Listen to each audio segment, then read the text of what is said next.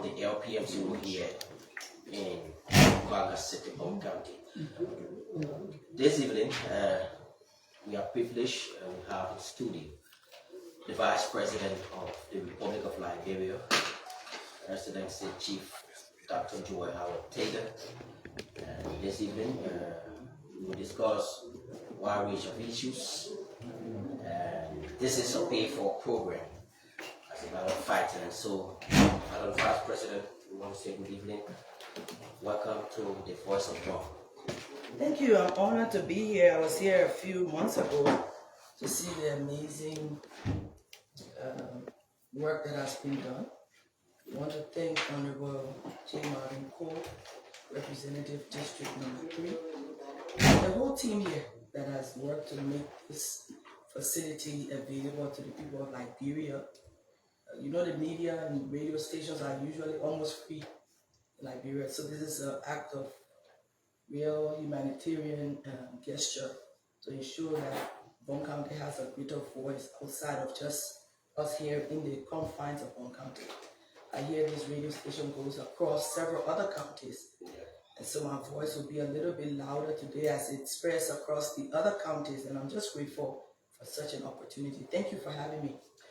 Great. Okay, so we will take a break, and when we come back, we'll listen to the Vice President right here on the Voice of God. Keep tuned. Don't go away.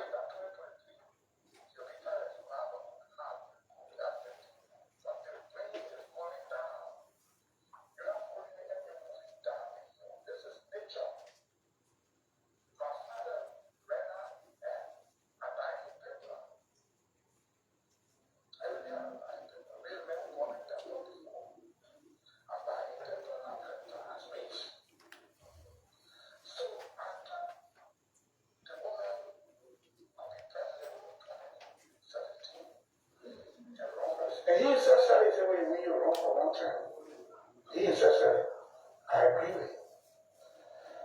2023, no, I disagree. In my mind, he should rest. Find somebody else. This election I'm not there. My term will end in 2029. So I've come to assure you that the rules in the legislature, even in the Senate and the House of Representatives, no old person, no new person can become speaker, but new person can become deputy speaker. So can we Joseph Bwana and Evans be told so that we can get Evans the deputy speaker of the national legislature?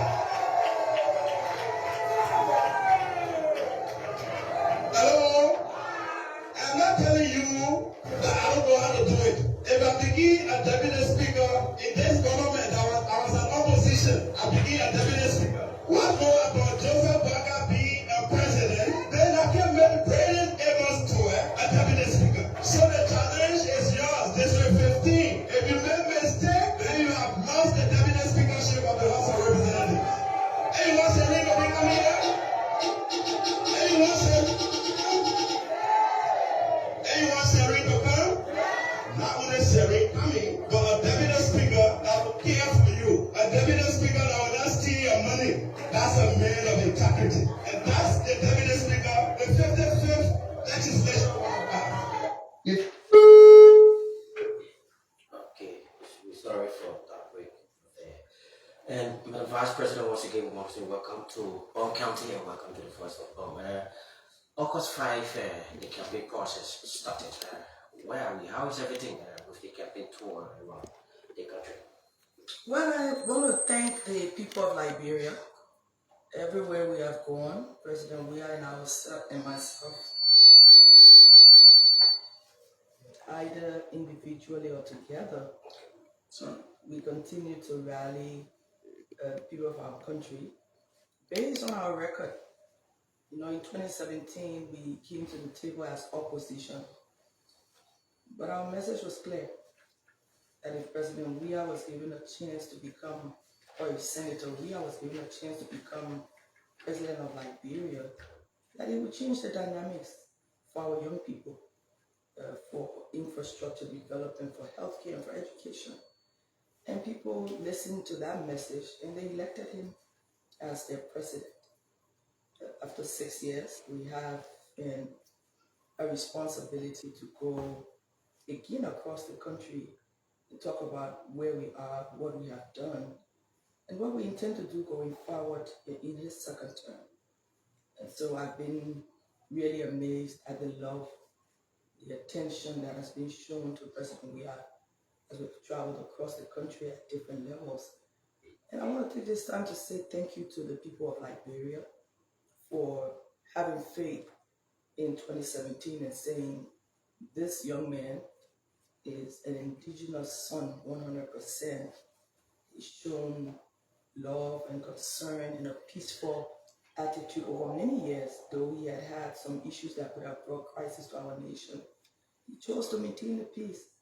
And so we want to thank them for their love, for their commitment. And I think this is the platform that we go into 2023 with.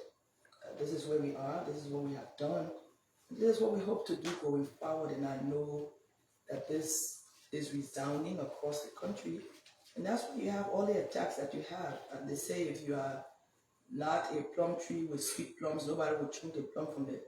So I think they're throwing all of these arrows at our team, knowing that we have done some real significant things that will change the dynamics of our country even as we go forward. And so we are grateful. You were in the southeastern part of the country early this year. And quite recent, you have been with the team, with the president in Boston and all of that. What do you see? Do you see the sincerity in the Liberians people that come to you? Do you feel them? Do you think they're supporting with sincerity? They're supporting you in these elections? And I believe so. We're not choking anyone. We are not forcing people to come. You will see people wait hours and hours and hours for President Weah everywhere we've gone. And he's gone to places that are off the beaten path, places that maybe no other president has been before. And a few days ago, we were in a place called Bambala in Cape Mount. I had never been there. From the main road to Bambala is maybe an hour, 15, 20 minutes by car. So you can imagine how far, almost near the Sierra Leonean border. Thousands of people waiting. Thousands, they waited. We didn't get there till early evening. It was raining and people were standing in the rain. You know how we are afraid of rain? Normally rain comes and everybody goes into their homes. This is the first time I've seen people standing in the rain. We're all complaining, just waiting to hear the message from one person. So I believe they are sincere.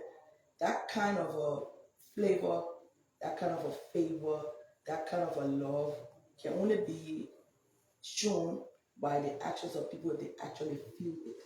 And so I believe what we're seeing across the country is genuine.